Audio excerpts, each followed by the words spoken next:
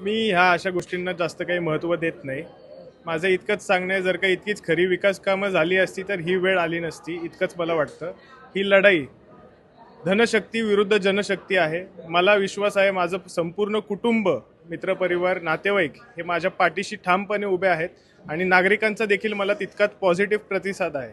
पहिल्यांदाच निवडणुकीच्या रिंगणात उतरलाय, तरुण उमेदवार आहे, तर काय आव्हानं वाटतायत मतदारांसमोर जाताना, काय नेमके प्रश्न मतदार सांगतात? मतदारांचे अनेक अडचणी आहेत, नागरिकांच्या अनेक समस्या लक्षात येत आहेत. अनेक नगरसेवक 2017 नंतरनं काही भागांमध्ये परिसरामध्ये फिरकले सुद्धा नाही आहेत.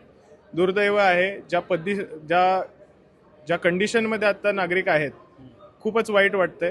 प्रामाणिकपणे त्यांच्यासाठी जीव ओतून काम करणार आहे. पक्षाने ही संधी दिलेली आहे, तर काय वाटतं, विश्वास आहे जिंकून येण्याचा?